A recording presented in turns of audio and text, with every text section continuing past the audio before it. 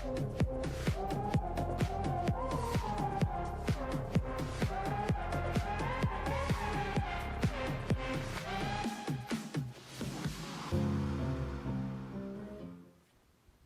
day and welcome to a special edition of Insight. Today we take a quantum leap.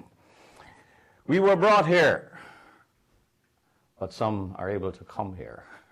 And there's a difference. We're talking about a special guest from the motherland, the continent, Africa. So many of us yearn to go back home, but here we are. If we can't go to home, we bring home to us. And for that reason, we have invited Kyagulanyi Ssentamu.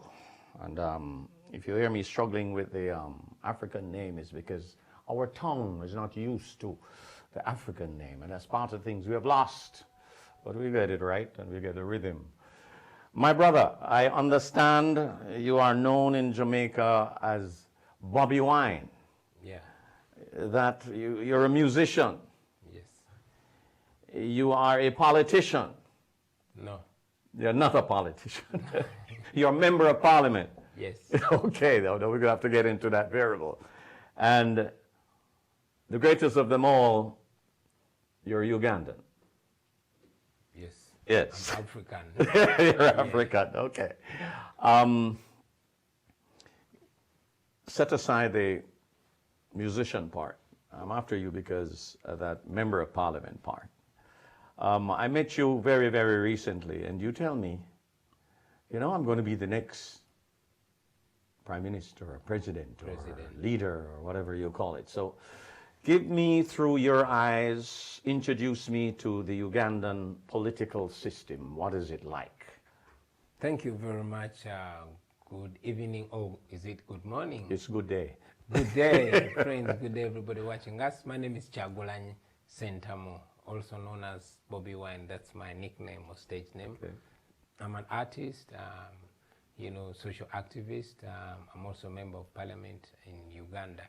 Uganda is a very beautiful country. Even the first colonizers named it the Pearl of Africa, the most beautiful country. That's where the Great River Nile begins from. It hosts the biggest freshwater lake, that is Lake Narubale, which was also nicknamed Lake Victoria. The most enterprising people, the youngest population in the world, the most beautiful women, you know, the most welcoming people. That is Uganda. It is a home to 44 million people. It got independence in 1962. It has had a few leaders. Those are the beautiful things about home. Unfortunately, it's also being governed under a military dictatorship of President Yoweri Museveni, who took power through a military coup, which took more than, after a civil war that he led, which took more than 500,000 people. And since 1986 up to today, he's still president and presides over a state of brutality. So, of course, Uganda is very beautiful, but it also has a challenge. Now, me, I am an artist who was born in that country 37 years ago, who has grown up in that country, which has been in a way connected to Jamaica in particular through music, listening to Tony Rebel, Bojo Banton, Shabba Ranks, Jackademas and Pliers. So I come from that generation. My family was full of musical people, but they used to do church music. But the music I do is inspired very many times by the music from Jamaica. Initially, the dancehall and everything, but as I grew up, I tend to fall in love with the reggae, the character and preachings of people like Anthony B, Luciano, Capleton. And I noticed an opportunity back home, you know, besides just talking about those things in music.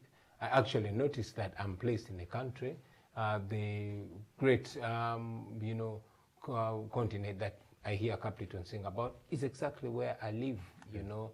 So I thought that, like many other young people that have grown up seeing those opportunities, we could seize the opportunity and put in place those things that we hear people sing about.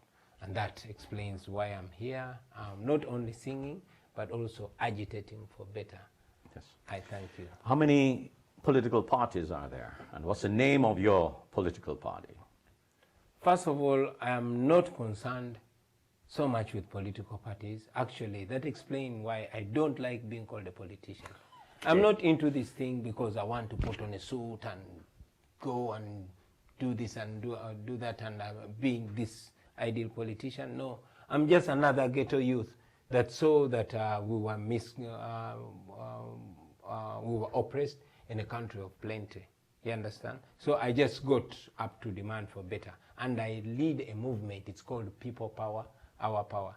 This movement does not care which political party you belong to, which tribe you belong to, which gender you are. What matters to us is that the rule of law is observed. We are all respected and we have dignity as African people because we have beautiful laws that are written. So I come in here as a revolutionary to put an end to a military dictatorship and reintroduce democracy, the rule of law, respect for human rights and human dignity. That is my intention and that is why I'm here. And that explains why I'm not concerned with political parties and how many they are, because we have more than 49 political parties back home. But they've not been able to look at the plight of the common people, the poor people, the ghetto people, and that's where I come from. And those people consist of more than 80%. The young people who don't care where you belong for as long as you do the right thing. And how do you organize though? I mean, because you have to, while it might not be a political party or movement, but how do you get people to the polls? And is a poll allowed under military dictatorship? Well, I call it a military dictatorship because that is exactly what it is. Although it poses like a democracy. Of course, the elections are rigged, people are intimidated, and many are disenfranchised. However, the little window, the pretext of democracy that they use is exactly what we hope to maximize. Now, we in this movement, we are working with people from the ruling party, we are working with people from different opposition parties, and we are working with artists, common workers, doctors, lawyers. It's a revolution kind of thing, you know, because it is a country divided between oppressors and oppressor. Haves and the have-nots. Exactly. Yes. And the haves are less than 1%. The 99% are oppressed. So it's more like a French Revolution, but ours is non-violent. It is a massive awakening of the people, calling them to demand for more. So since I said I'm running for president, so many young people across the country are standing up saying, I'm running for MP, I'm running for chairman, I'm running for council, I'm running for this. And they have one ideology, the same ideology that we have, to start a new nation. You are running for president. Yeah, sure. What will you bring to the table? Would you be any cause for concern for the current president? Who perhaps say, he's just talking. How do they take you seriously? Well, first of all, we want to return soberness. Of course, there's so much that we must do. But my major concerns as a person, as a ghetto youth and as a person that has lived in the country, I want first and foremost to return the rule of law and respect for human rights and democracy, to show that a president can come and a president can go, to show that people can vote a president in and vote a president out. That has never happened since independence for the last 57 years. It has been shooting away in, being shooting away out. We don't want that. And we can only do this because we are so many, you understand. Nobody can play with a vote of 85% of the population. So after winning next year, we intend to return the rule of law and respect for human rights. We want to change our education system. Very important, very important. We want to have so many people think like me and talk like me so that even when I go out there, I can also be challenged. You understand? Yes. And that can be done through the education system. When we have things like political education, remember political education has been banned in our schools because the rulers do not want people to wise up. So, and three, want to change the healthcare system. Make sure our people are alive. We want to revive our agriculture, and we want to unite a deeply divided nation. Those 5 things, if I can achieve that as a person in our lifetime, we know that other leaders will do so much. I must remind you that I'm not the most talented person in Uganda. I only have a big platform on which I put issues. And while we come together with very many talented and knowledgeable and skilled young Ugandans, those that are living in Uganda and those that are living in the diaspora. And also, if we connect with our brothers and sisters in the diaspora, for example, here in the Caribbean, in America, in Europe, there's so many people that have skills that are interested in Africa. They don't have a platform. If we can put that platform there, it would be magic. It's not just about my ideas. It's about the availability of a platform where ideas can be put together and implemented. Is your movement growing? Do you feel the sense that the message is going through to the young people to make that difference for which you dream? Yeah, I think the message is running like a wildfire. And why do I think so? You see, just 3 years ago, you would never hear me say the things I'm saying. I was another bad man up on the street, chilling, you understand? Until I saw my children grow, and I say, yo, all these people, the Thomas Sankaras, Kwame Nkrumahs, and all the great leaders, Marcus Garvey, they played their role in their youthful years. But I better do that. So it has been only 2 years, just 2 years. But you see that we have been able to sensitize an entire generation. We've been able to awaken our people. Now, the People Power Movement is considered the biggest threat to the regime in Uganda. Yes. Yeah, that shows how powerful an idea whose time has come can be. This happens as an idea. I must say it's not out of me. I also just find myself playing a part in this huge generational cause. That's going to hold that point. We'll be right back on Insight. Kyagulanyi, Member of Parliament from the motherland, Uganda. You'll hear more from him on Insight.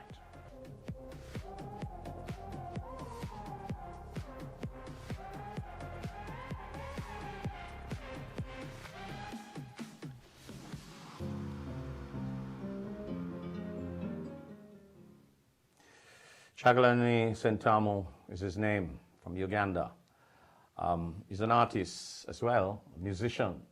But you know, I have to take the political side because there's that bigger game that he is have to implement and sing is an inspiration to the people of Uganda. So he's here, and not for the first time, I understand, but I want to get more into the movement for which he is going to challenge, if you may, the government of Uganda. When is, Father Kyagulanyi, the election due? The election is due next year, January. So it's roughly 11 months away. So you have a fixed date election in Uganda? How do you know it's January? Yeah, we know it's January because the roadmap has been released by the Electoral Commission. Okay. Yeah. Okay. And how does the issue of running for president, is that a different vote from the MP, meaning that you vote for the president separate and apart from the MP? Yes. How does it work? According to our laws, the president is voted directly by the people, and then the MPs are also voted directly by the people. It's a presidential system, it's not a parliamentary system. Okay. So although it gives too much powers to the president, but again, it empowers the people to vote directly. So if I believe in you, I will vote for you and empower you directly. The president is supposed to be deriving the powers directly from the people. Yes. Okay. You are a member of parliament currently, and where in Uganda are you a member of parliament, and how many, what's the population size of your? I represent Chadondo East constituency, just on the outskirts of Kampala city. To be Kampala being the capital. Yes, it is just 7 miles from the city center. Okay. So it's the outskirts of the city, and I host more than 250,000 people. However, so many people don't vote within the constituency. But according to the recent statistics, my voters are going to be more than 60,000 Okay, and you have a challenger? Somebody's giving a different message as to why Chagulani shouldn't be returned? Actually, I ran for MP. I've been MP for 2.5 years. I don't intend to run again for MP because I am stepping up and I'm running for president. Yeah. My mission was not to stay in politics. My mission was to change the face of politics, to turn it from politics to politics. You understand? To bring it down to the common people, to create interest with the ghetto people, you know. And I must also mention this. I always listened to what Muhammad Ali said, and I always listened to what Bob Marley said. And they said exactly the right thing, and people agreed with them. But there was a missing link. I mean, well, here in Jamaica, probably there were people that were implementing them. But for us, I looked around and there was nobody to do it. And I said, hey, I'm just as Ugandan as those politicians. I'm going to do this. Yes. Yeah. How many persons are going up for the position? There's a whole host of people going for the position of president? For now, I am only sure about President Museveni and myself. Okay. Yeah.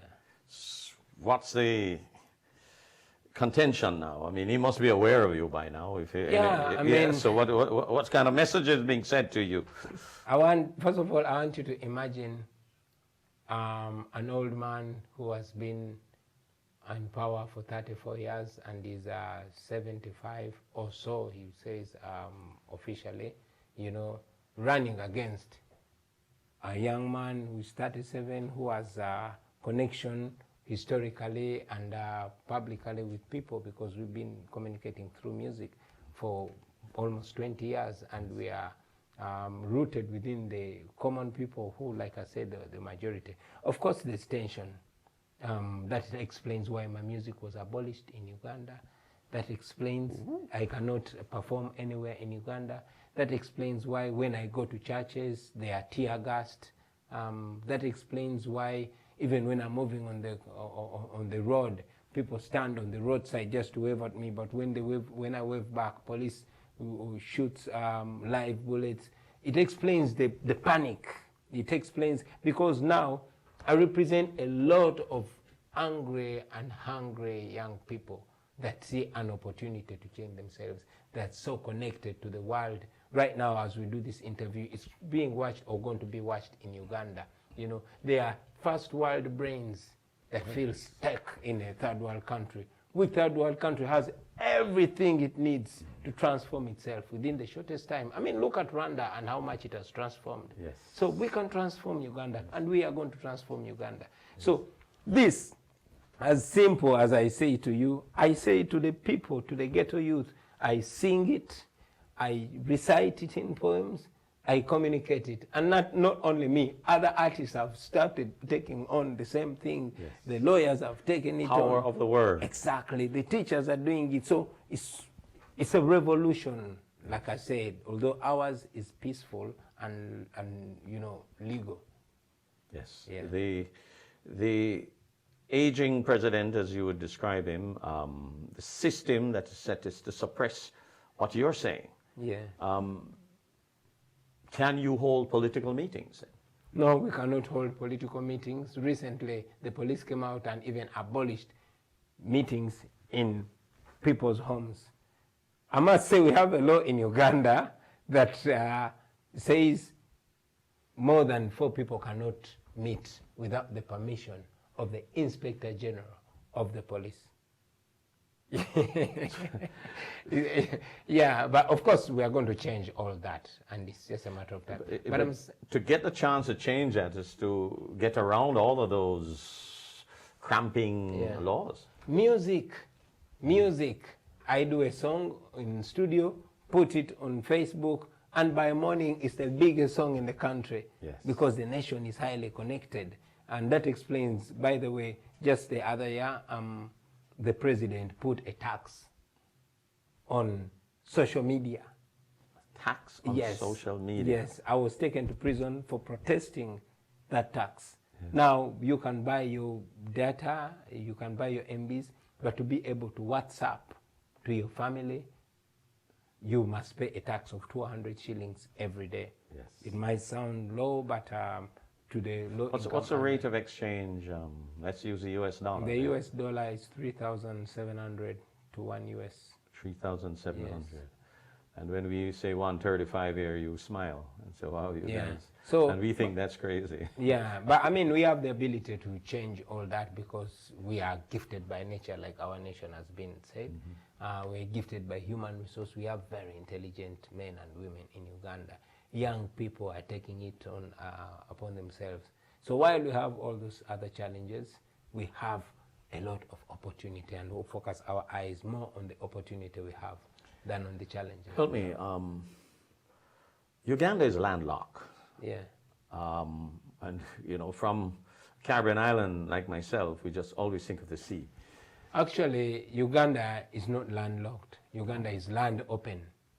Land open. Definitely. I like that. Yeah, because you cannot drive on the land, but you can drive. I mean, you cannot drive on the sea, but you can drive on the land. Yes. We have our forefathers proposed something beautiful. They proposed not only connecting the East African region, but connecting Africa.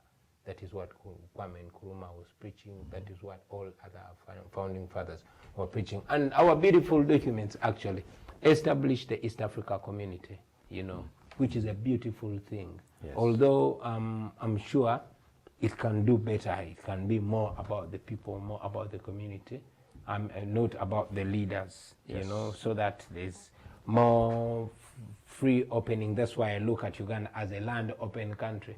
Not as a landlocked country. I mean, the sea belongs to all of us, brothers and sisters from Kenya, from Tanzania.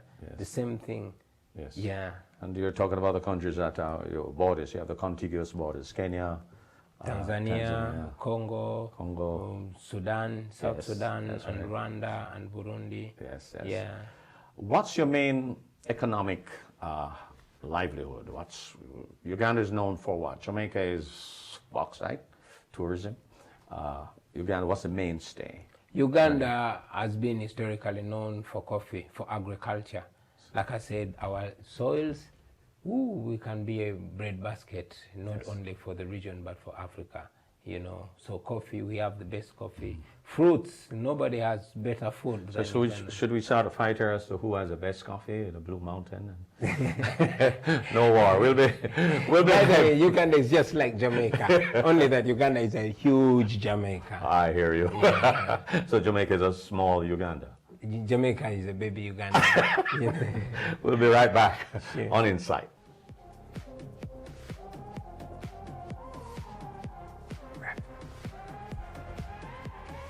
You're right. Welcome back to Insight. Chagulani and Sentamu, you know, and how many people get your name wrong, my brother? How many people, maybe it would be easier to say how many people get your name right? That would be perhaps on one finger. Actually, it doesn't matter how you pronounce it. You know, some people pronounce it as Chagulani, some people as Jabulani, some people as Chagulani. It all means the same. It's a feel that I get. Yes. What does it mean? Chagulani means warrior. Yes. Yeah. And Sentamu? Sentamu means a saucepan, or Entamu is a saucepan. So Sentamu means the master saucepan that feeds massively. So culturally, I'm supposed to be a person, especially when I grow up, a person that brings people together. Yes. Yeah, upon whom people get together and devise means of feeding the masses. Okay. Yeah.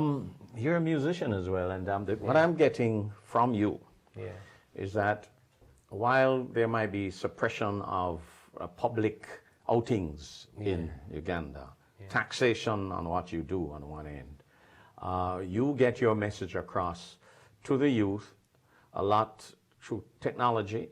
Yes, technology has played a big role. Even if, of course, it's also being suppressed, like I said, there's a tax on social media, and you know, a few years ago, government put out money to ensure that the internet reaches various people. But I mean, it has been so counterproductive for the oppression. So we use the technology, social media, and it has played a big role. But even word of mouth, we have gone to the ground. We go through schools, we go through other means that I don't want to speak right now because definitely back home. You're speaking to the world, right? I'm speaking to the world. You understand technology. And there's every effort to suppress this voice. Right now I'm on TV, but back home many times we have been pulled out of studios, you know, and the police claims that these words that we're saying are inciting violence. They've always quoted inciting violence, arrested us only to release us without charge. Yes. So it is so powerful, music is so powerful. I must also mention that this opportunity to come, for example, to the Rebel Salute is a huge one for me. People in Uganda are going to be watching. This I cannot be able to do in my own country. Yes. But that platform is going to communicate. I know that even the president himself will be watching, and I'll be able to speak to him. Ooh, yeah. So you will be. Well, if you had a message now, you know, that's your camera. Talk to your president. That one. Talk to you. Let me hear what you would tell him. Well, I would tell him, Mr. President, first of all, we are not fighting you. We are fighting for you also. We don't disrespect you. We don't deny the achievement that the president has achieved and people of his generation.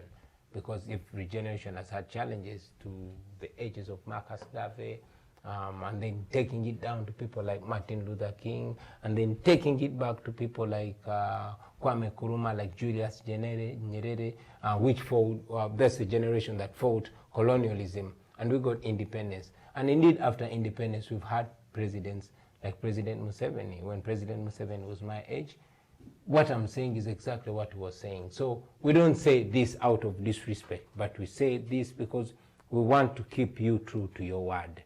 We want you to respect your word and to honor your word so that we can also pick example, because the changing of his word as a fountain of honor has cost us so much, not only morally, but also, you know, physically. For example, me as a person, I strongly believe that there's so many people that would have had this opportunity, but they've not. So whatever we are doing within the law, and we want to be respected as Ugandans. We want to have an opportunity to determine the kind of Uganda that we want to grow old into, you know, to be able to achieve what other people have achieved. For example, here in Jamaica, there are black people like us. They're not as blessed as we are. How come they have a higher, you know, standard of living? How come these foreign countries who may, in many cases, depend on Uganda, these European and American countries? No, they don't only depend on Uganda, but on Africa in terms of resources and everything. So how come it's not benefiting us? We also have ideas, we want to utilize them, but we want that opportunity. So for that reason, we resist the oppression, we resist the idea of deciding for us. We resist the idea of being kept mentally enslaved, and we resist the idea of dictatorship. We want to empower the people. We want our voice to be listened to. We want freedom. We want equal rights. We want justice, and that we are not going to compromise about. It is what you said when you were our age. You must be true to your word. I think that's exactly what I would say to my president. Appreciate. And when the connectivity between the motherland and the diaspora, I'm talking about, you know, the Caribbean region and Jamaica in particular, it really needs a lot of fixing, though. Huh? Well, yeah, I wouldn't want to, you know, underscore the achievements. Of course, there's so many achievements. We certainly can do better. Our leaders are doing good. For example, when I came into Jamaica, I was very glad that I did not need a visa. You know, okay. It is visa free. You don't need a visa to go to Uganda? I wouldn't need one?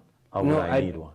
I doubt if you would need a visa to come to Uganda. But I'm glad that I don't need a visa to come to Jamaica. That is a win for the government. Yeah, I only wish you know, there would be more connectivity. Yes. I don't want to determine what should be done, but I think it would be a good idea if an African did not have to go through America or to go through England to come to Jamaica. Yes. You see, that and more is being done. Back home in Uganda, I think we only need to give an opportunity to people. It's been 57 years of learning since independence. Yes. Africa should kickstart, Uganda should kickstart all those natural resources. If we channel them to the right place. The right place. Corruption, a major problem, major challenge, if you may, for Uganda. You likely would have seen it turning the table and coming out, because those who measure these things saying that Uganda is way down the line. Yeah, first of all, let me first give you examples of countries that we've seen with very low levels of corruption, you know, and we must give it to them. Countries like Ghana, countries like Rwanda, countries like, you know, Botswana, you know, we must give it to them. And before we even talk about corruption, let's look at where it comes from. It begins and ends with leadership. So let us offer the right leadership that says zero tolerance to corruption. And then we will go past that. Yes. Yes, please. Yes, yes. When you go as president, is there a deputy president? Is there, what's the situation?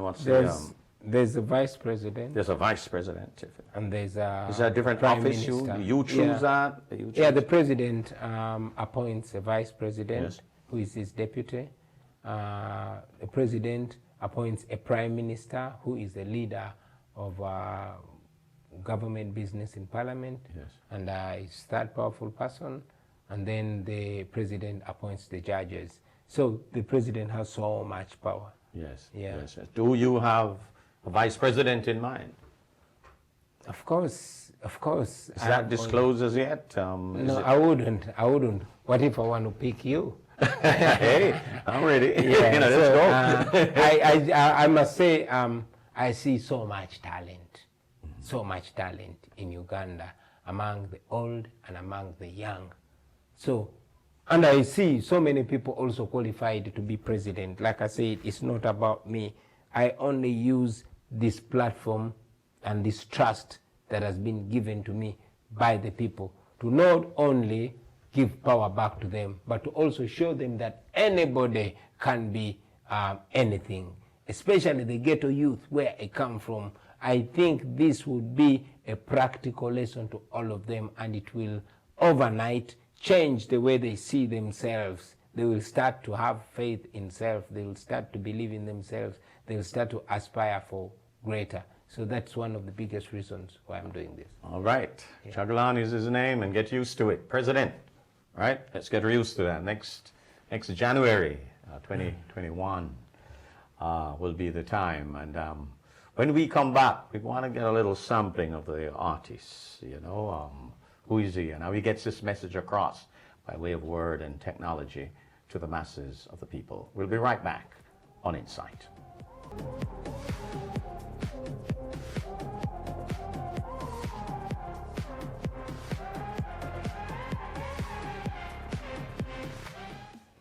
Welcome back to Insight. Chagulani is our special guest. Brother from Africa, Uganda in particular. What prepared you to be running, to be offering yourself as a president of a country with so many people? What prepared you for this? Well, I would say life prepared me.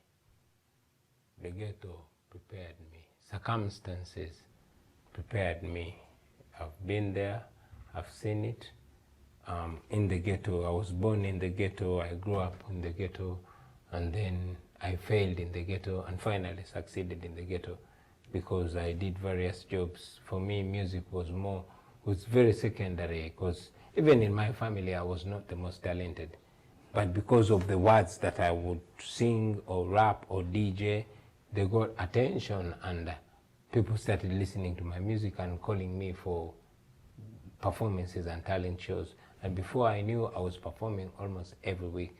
And that gave me opportunity to record more music. My music started being played in radios and TVs. And I became, you know, what people like to call a star. Yeah, and it was okay until one day I also faced it rough. I put an injustice to myself, and it reminded me that it has actually been happening to other people in my own sight. And that to me was because this injustice. Come again? You said you had some injustice to yourself. Yeah, I had an injustice to myself. What was that? Yeah, there have been many cases, but this it got stuck in my memory. You see, when I was the baddest boy, there was a car called Escalade. Yes. Yeah, and when I saw Buju sing, paid, not played, Buju, Escalade, and I saw Escalade, I said, I must drive that car. So I worked so hard, I got so much money, I went to America and bought a brand new Escalade with spinning wheels. Ah, yes. And I was the first to introduce it in East Africa. So when I was on the dance hall outside there, chilling, and you know, everybody was fascinated about me, this young man came to me, he was my age mate, and slapped me. He slapped me again. So when I got up to fight him, he put a gun on my face. And he said, why are you showing off? You know, why are you pulling ears as if you don't know this country has owners? Now, everybody was there. The bouncers of the club was there, everybody, but they just pleaded with him to forgive me. I had not done anything. So he humiliated me, and it hurt me. And I got informed he was working with security and was related, coming from the same, you know, grouping as the president. So those are the untouchables. When I went to police to report, funny enough, I was still reporting, and this guy showed up. He had arrested some people. He came and dropped them there, asked me, what do you want here? Did you come to report me? I had to leave the station. So that haunted me alone.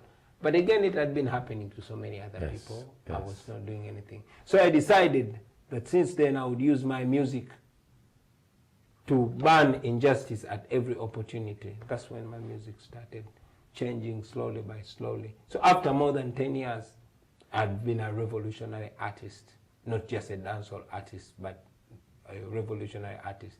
Until 2 years ago when I said, okay, now time to go to the next level. No more just talking about it. I'm going to do something about it.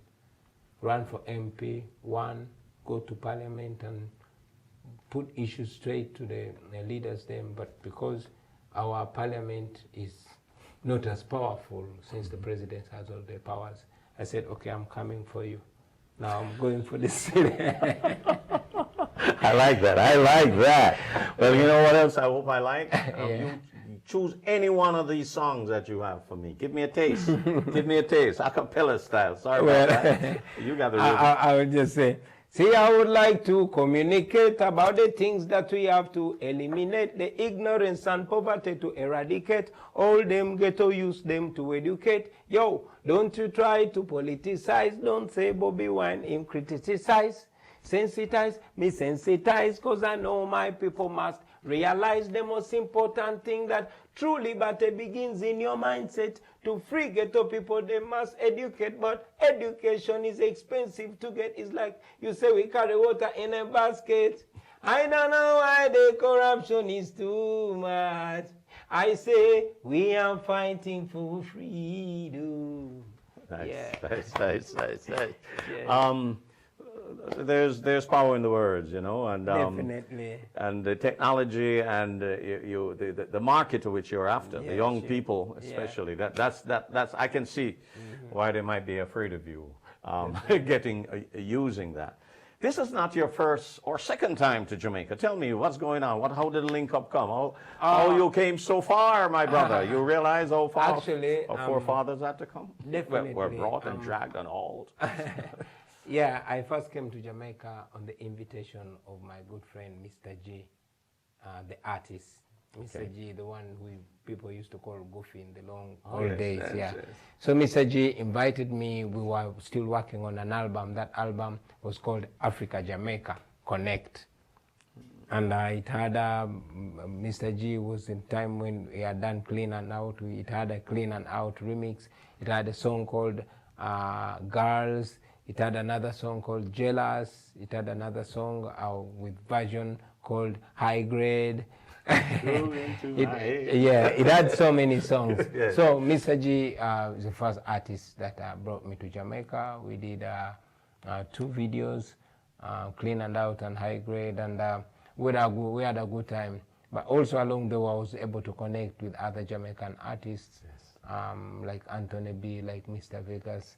And the second and third invitation has been on Tony Rebo. He invited me for Rebo Salute. Nice. So I've been able to connect, and I wish so many other Ugandans would connect to Jamaica. So many other Africans would connect to Jamaica. The idea of Africa, Jamaica, connect can actually go beyond music, to trade, to exchange of culture, to exchange of ideas. I think that is the practical fulfillment of repatriation. Repatriation is not only physical, it should be also psychological.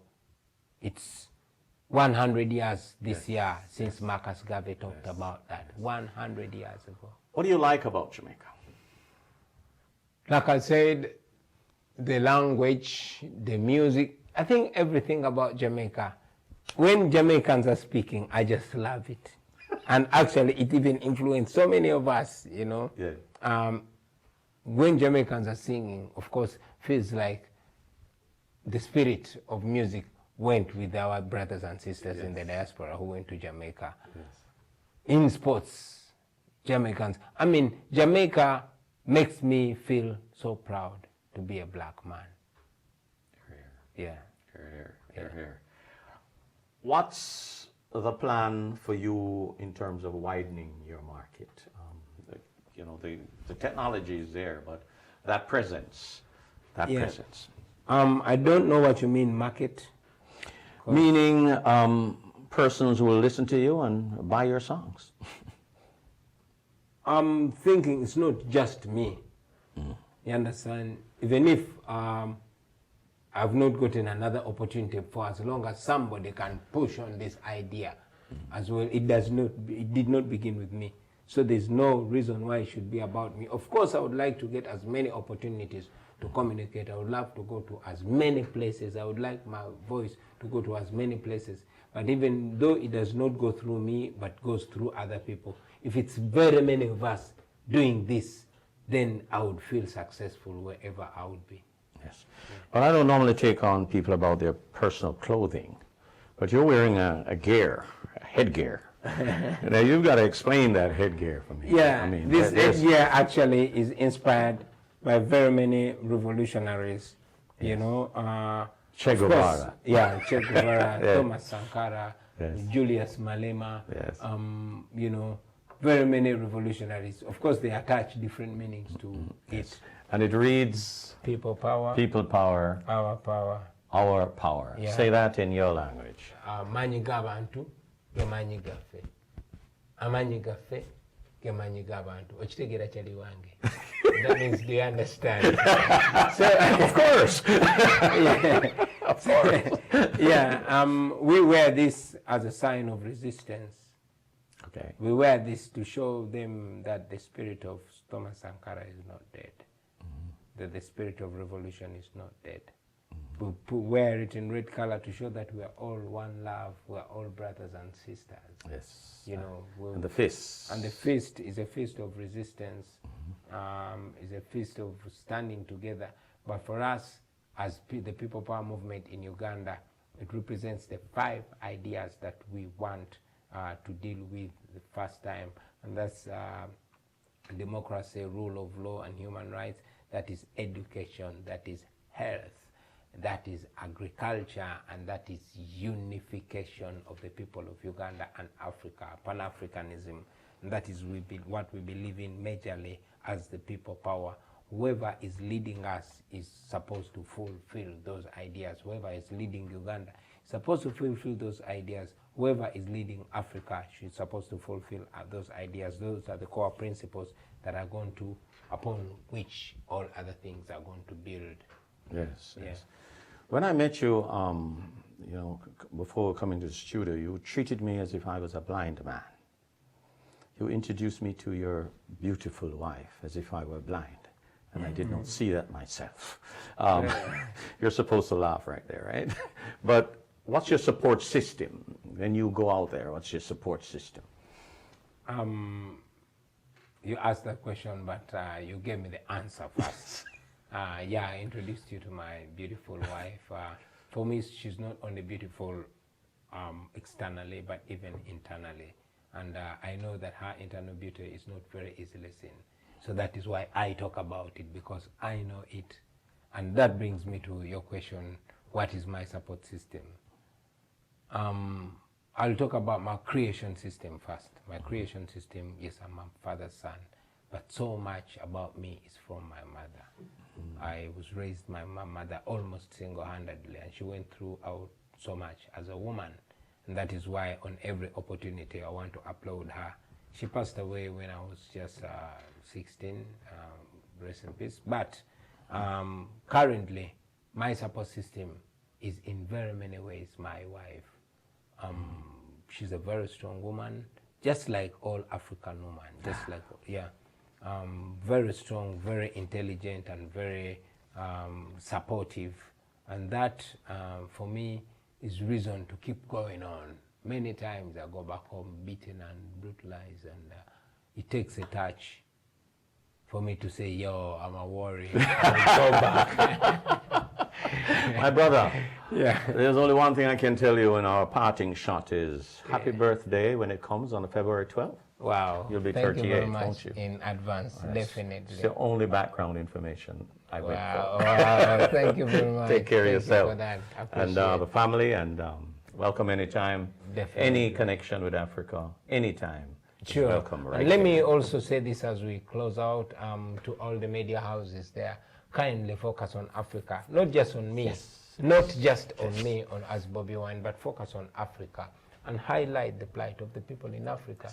Because the more the world knows about us, is the more we connect with the world. So focus on Africa, report from Africa, hear from Africa, and if possible, whenever possible, visit Africa. I had the pleasure of being to Abuja, Nigeria. Great. And it was heartfelt. So it's heartfelt to touch the hands of a brother from the continent. Thank you. Thank you so much. Thank you so much. Chagulani Sentamu. And if I missed it up in the last part, I apologize. But I'm going to get my African tongue going one more time. And I want to thank you, the viewers, for watching this, and hope you found it as special as I did. Until then, Michael Sharp wishing you pleasant viewing from Insight.